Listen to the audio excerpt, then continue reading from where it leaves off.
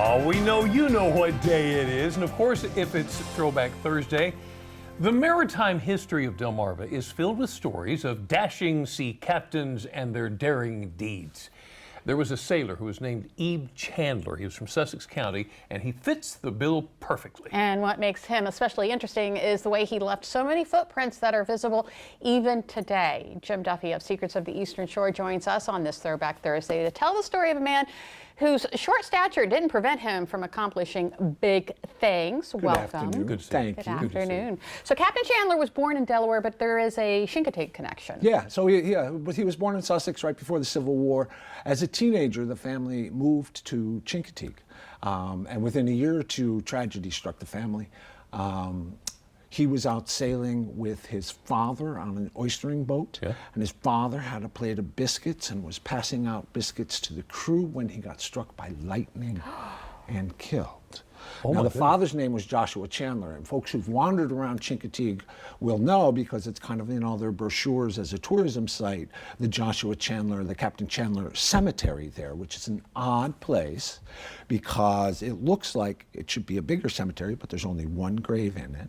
And on that tombstone is, my dear wife and sons, I've left them.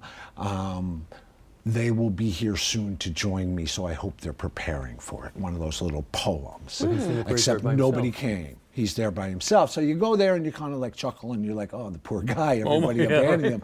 But that's not true, because as recently as 2018, the Chandler family gave to the Museum of Chincoteague Island a jar, and it had one of the biscuits in it that he was in as a memory. So there's two spots in Chincoteague associated with the Chandler family.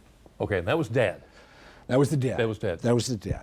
Ebe followed right in his father's footsteps, despite that captain. tragedy, became a captain, was on the water for 45 years, was pretty famous in his day for being like a really bold captain, the kind of captain who'd go out in fog and storms when other people would stay in, and also really diligent. He used to set up his shoes and his pants when he went to bed so that he could just jump right up in case anything bad happened.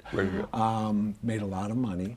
He went down 3 times in ships during the course of his long career. Yes. The most important of those was 1903, a tugboat called the Spartan went down. He got washed into the sea by a wave. He ended up holding on to a 2x4, 13-foot long 2x4. The crash was at dawn. The whole day goes by, and he's just getting ready to give up and say, I've had enough, I can't do this, when a ship comes.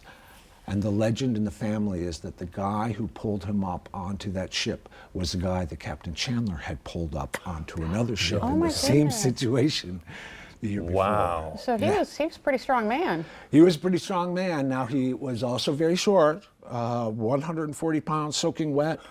Are you guys familiar with the short butt phenomenon? The short butt phenomenon. I'm familiar with this because of my wife. She is vertically challenged. And it's amazing in fiction, nonfiction, everywhere you're reading newspapers, you'll see it over and over again. He was short but brave. She was short but bold. What does that short have to do with being bold? Anyway, the Captain Chandler thing is full of short butt. Everybody all over the place in the historical record. He was short butt. Short butt. Never heard of that. They never say tall but brave. No, they never say that. That's not right. They never say that. That's not even fair. Okay, so he eventually retires. He eventually retires in 1920 after 45 years, goes back to Frankfurt, takes over this family house and does all of these crazy renovations, moving it back from the road, putting on this porch with these elaborate gazebos on the side. And that's on the National Register of Historic Places, so it's a tourism attraction in Frankfurt. And it's renowned as an example of architectural excess. It's just a crazy house. He had a summer home in Bethany Beach, became mayor of Bethany, modernized the boardwalk so it started to look like it does today, put in jetties to protect the beach. So you go through and he's like, Bethany Beach, Frankfurt, Chincoteague. His footprints are everywhere despite his short stature. You might say he was short but immortal or something like that. I don't know, short but. Short butt. Do you think short people are going to enjoy today's segment? I think so. I think so too. Yeah. If not, please write Jim Duffy. Jim Duffy, Secrets of the Eastern Shore, thank you. Absolutely wonderful.